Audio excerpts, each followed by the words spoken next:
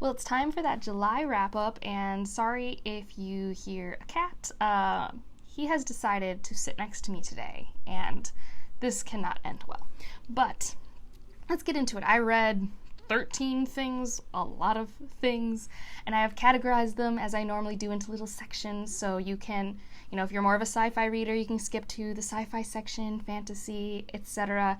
Although it's not always as clear-cut as that. Sometimes, at least this month, I've categorized them not always by genre, but by why I loved that book, like why that book was special to me. Starting with some what I am classifying as hard-hitting sci-fi. So these are science fiction books that hit really hard, that were maybe not enjoyable to read in a traditional sense. They had very heavy messages and themes, but they were wonderfully written, crafted stories. And let's start with Riot Baby by Tochi Onyebuchi. This is a novella, and this is the story of a brother and sister relationship. The brother is born during the riots in California, during the Rodney King riots, I believe, and so that's why he's a riot baby. He was born during the riot, and his sister has these powers, think kind of X-Men-like powers, and the limits are being explored here. And we're not really quite sure what she can and can't do, but there's all of this anger and rage, because this is a contemporary setting, contemporary times, and they move from California to Harlem, New York, and there's just all of that racial injustice, prejudice. It explores those themes in a very, very intense way. It kind of happens in like 3 or 4 acts. I think for me, some of the harder stuff was in the 3rd act. It's beautifully written, but it's hard to read. Like, I didn't expect it to be as hard to read as it was, but it really, really is. But it's also really well done. I really liked what he chose to do as he wrote this story. So if you want a novella that explores these themes, that has kind of that fantastical SFF twinge to it, I would give it a read. I was also very intrigued by the ending. I'm still, weeks later, mulling it over, trying to decide how I feel about it, what Tochi's trying to say with that ending. So really, I recommend it. He's definitely an author I'm going to keep reading more of his works. And the other one I will mention, I actually have a copy of, is Midnight Robber by Nalo Hopkinson. I really like this cover a lot. And so this is a book that is set in the future. We have colonized a planet. Primarily the part of the planet we're on has people who are from Caribbean islands and nations. So you have this blend of that in the dialect. So that's the first thing I will say, is that when you go into this book, it's not going to be written in a way that maybe you would expect. It is very dialect heavy, and it's kind of cool when you think about how the dialect is coming from these different countries. I was talking to a friend, and they told me it's, I think, from Trinidad, Guyana, and I think Barbados. I could be wrong about the last one, but it's the blend of those different speaking patterns you get in those different places meshed in here. And at first for me it was a little jarring, but once I got into the rhythm of it, it was fine. And you start off in this really high-tech, AI-integrated world with Tantan. And Tantan has a family, a very interesting family. And because of said family, she ends up in a parallel world that is much more low-tech, that has creatures that they relate to them like certain creatures that come up in Caribbean mythos.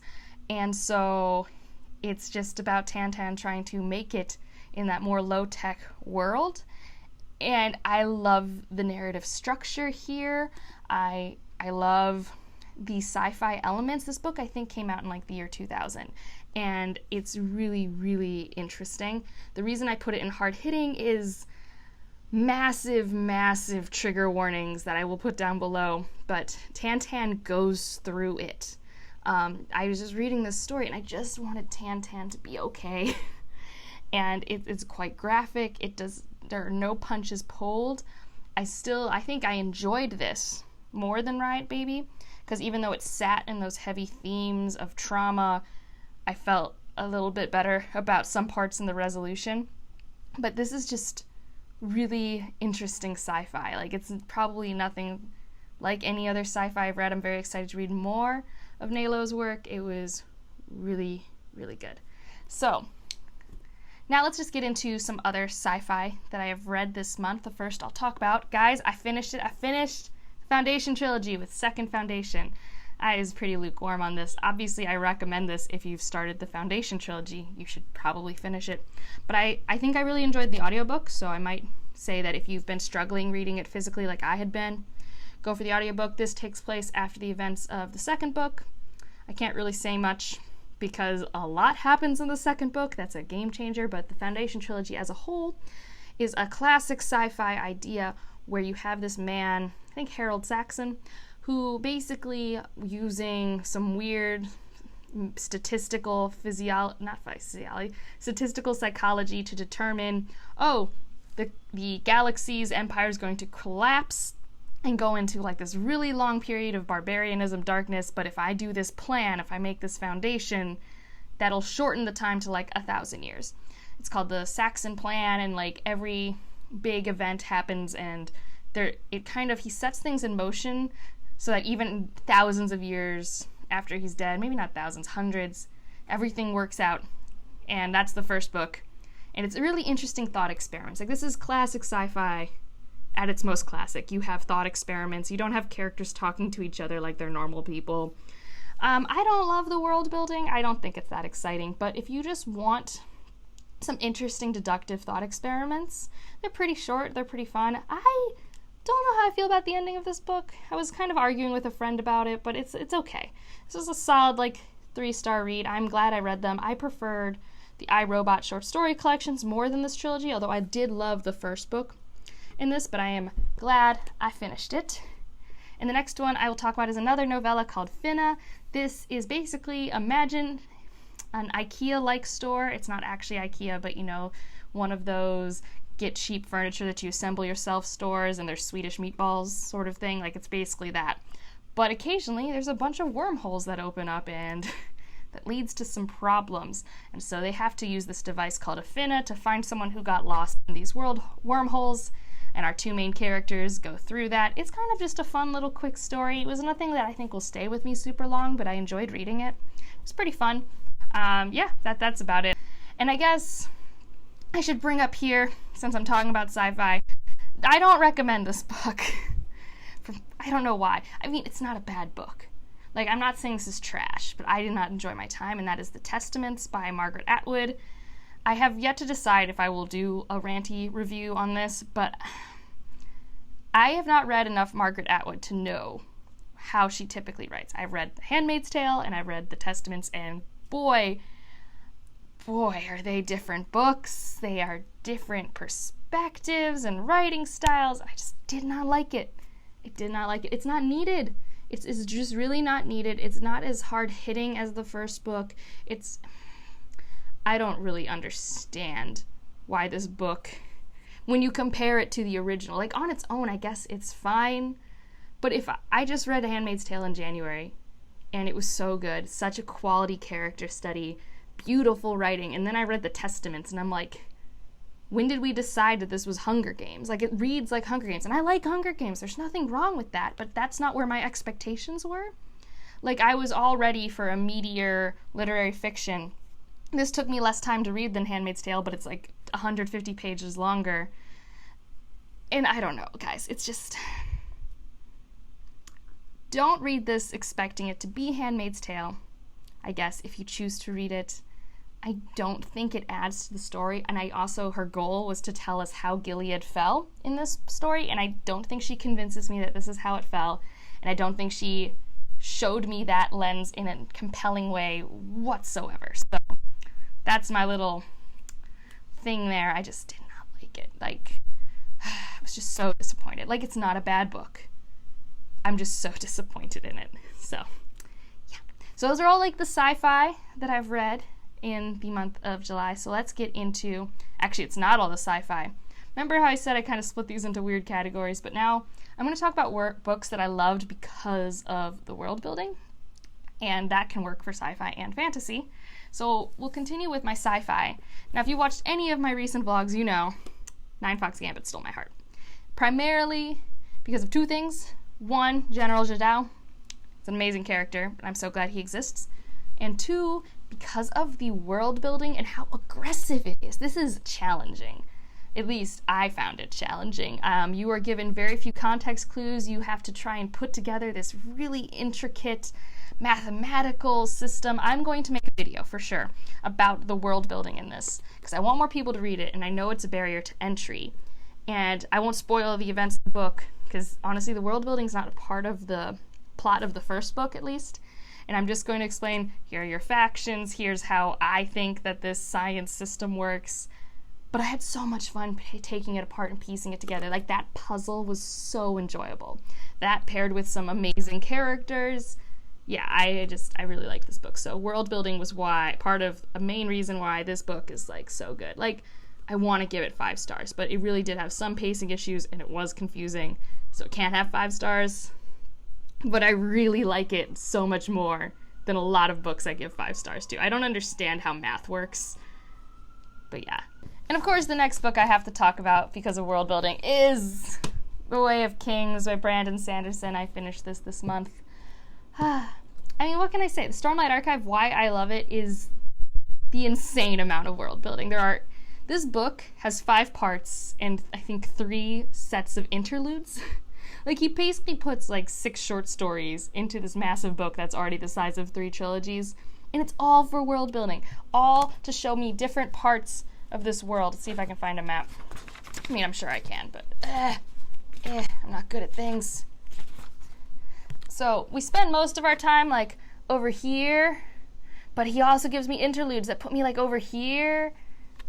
And I just really appreciate it. Not only did he make me a map that, you know, made the world, he also took me to places on that map. And I think a lot of what I love about the Stormlight Archive is getting to explore the world building. I'm not going to lie. Like, I love that we're in a world that honestly doesn't really understand itself that well, and I get to learn about it with people, and it's great. And I love, like, so this is a place, if you don't know, that is ravaged by what is called a high storm, which is basically like a really, really, really intense hurricane that will always travel, I think, from east to west. I don't know. It has one direction. And because of that, the plant life and the animal life and the building structures all have to evolve for that. And I really liked it. So I don't need to say much more about Way of Kings. It is a massive, epic, high fantasy story. If any of that is something you're interested in, you should read it. It's pretty great.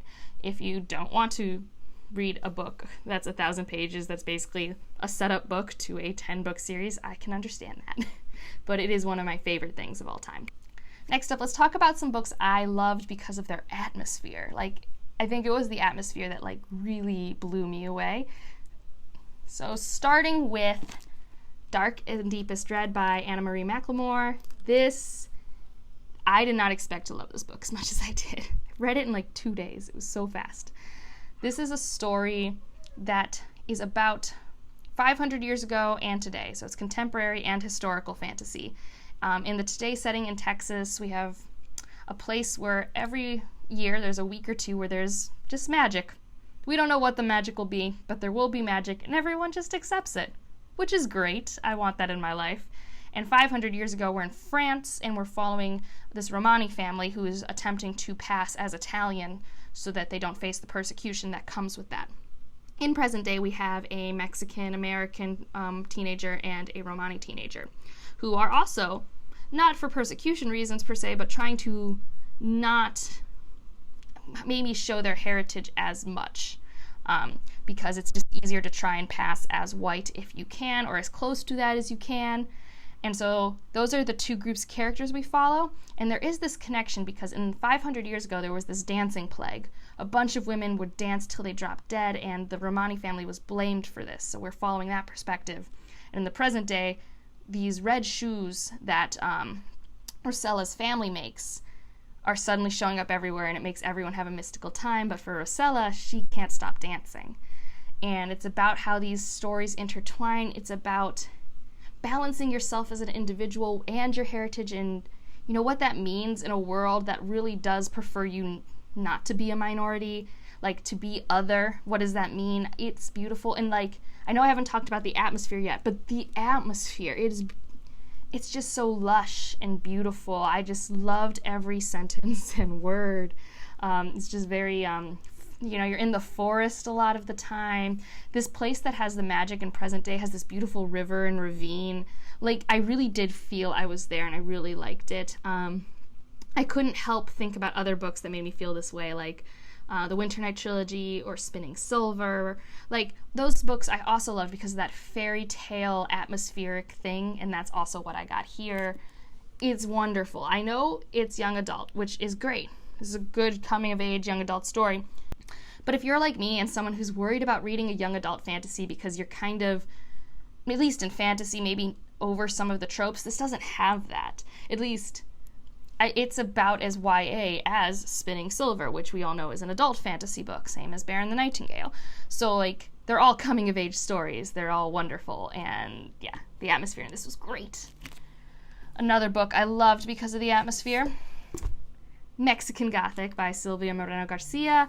This is a book I really enjoyed. It's 1950s thriller horror vibes. I don't know much about Gothic horror. I know a lot about 1950s thriller movies. It reminded me of those. A little bit grosser, I guess, but I'm not big on visually reading. But yeah, you follow Naomi, who's trying to figure out what's happening with her sister in her new in-laws house, and creepy things are happening, and that's all I will say. I talk about it a bit more in depth in my recent vlog, but it's a thriller horror, so you don't want to know much. It's a beautiful cover. It really does inspire those thriller vibes from like Gaslight and some Alfred Hitchcock movies. I didn't find it particularly scary, but I loved the atmosphere of the location we're in. So that's why I put it in this section of my wrap-up. Now, for some reason, I don't know how it happened, I read like 3 contemporaries this month, which like is not like super normal for me, but I liked them all, so this is great.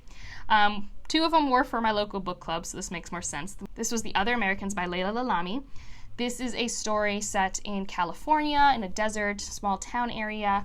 This follows a family who loses their father. They are immigrants, they are Muslim, and so they are not only dealing with this grief, but we're following this small town and the different perspectives in it. You have the main character, who I'm blanking on her name, I want to say it's Nora, and she is a musician, and she's always kind of been the odd one out in her family. Like, her family very much is like, you should become a lawyer, a doctor, a dentist. Look at your sister. She's a dentist. Why can't you be like her?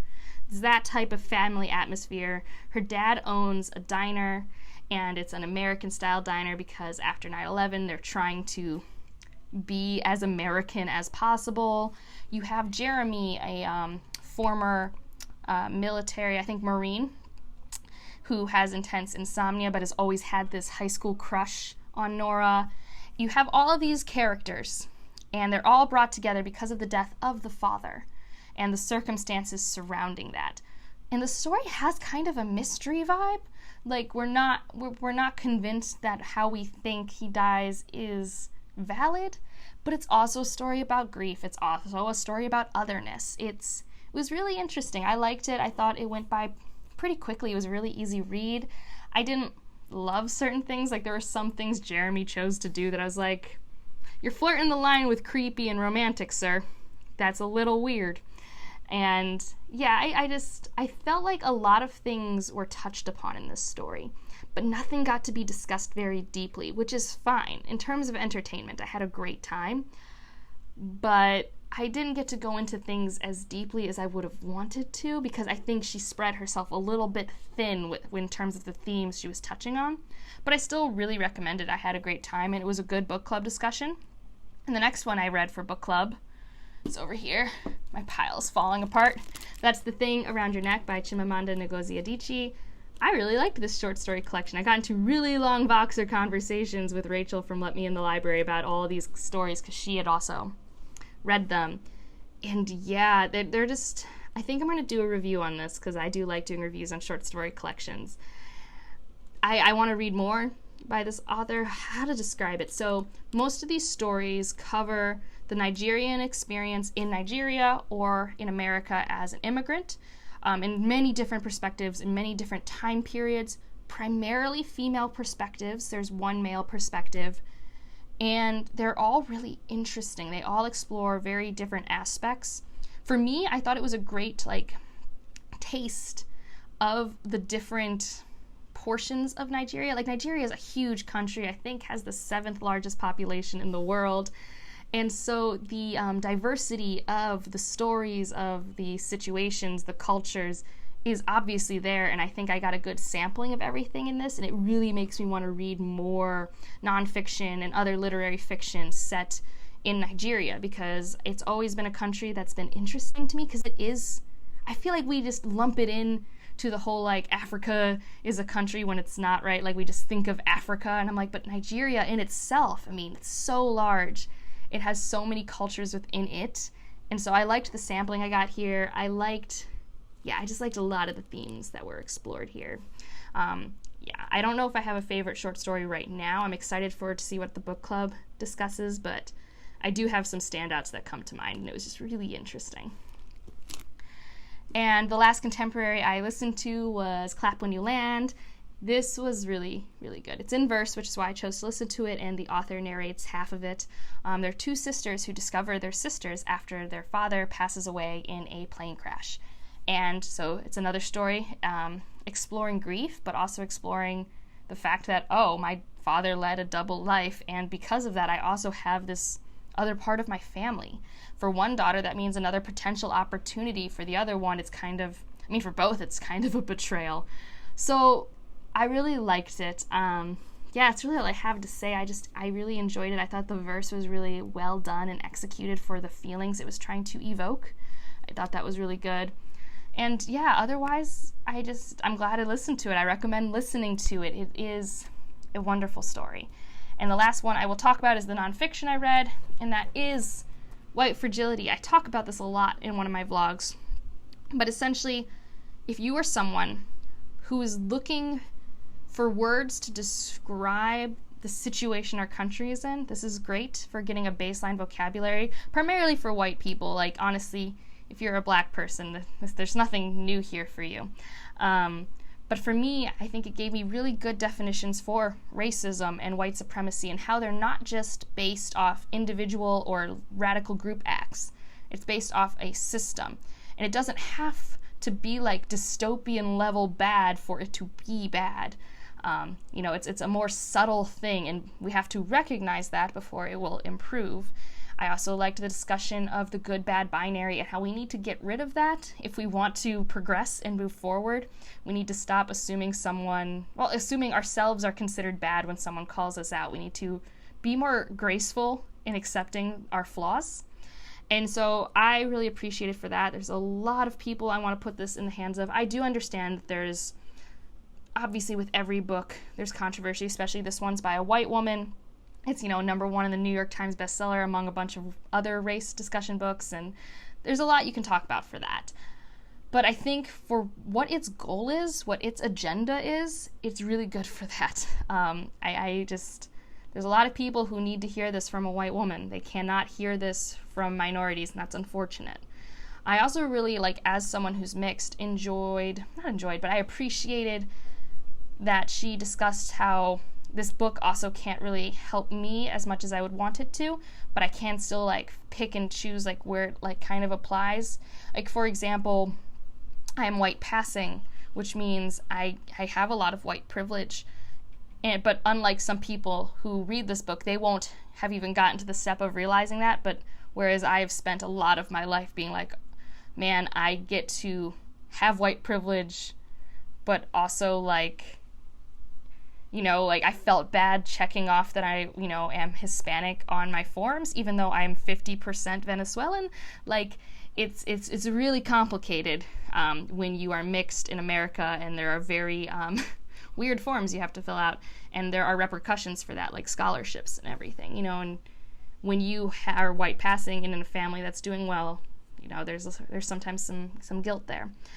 So this was, I think, a great starter book. And also, for me, I don't necessarily felt I needed a starter book. Nothing in here was new, but I appreciated the vocabulary it helped me obtain, because I feel like I didn't have that vocabulary. I didn't have the words to describe what I've always felt, like white solidarity, you know, like what that means and how I'd been seeing it, but I never had a word for it. So I really appreciate that. It's not that long, so I would recommend listening to it or reading it for your growth. And that's it. Those are all the things I've read. And I haven't told you what I plan to review this upcoming month. I do currently plan to review Midnight Robber, The Thing Around Your Neck. Maybe not review, but give like the world building video on Ninefox Gambit, and maybe a rant review on the Testaments. Those are my current plans. But if there's something you want a deeper dive review of, please comment that down below. Obviously, if a lot of people want something, I am more than willing to put that together within the constraints of I'm moving very soon, so pre-filming a fair bit. Other than that, if you've made it this far, put in a rose for Dark and Deepest Red in the description below if you want to know you're here. Like if you liked it, subscribe if you want to, and I'll see you in the next one. Bye.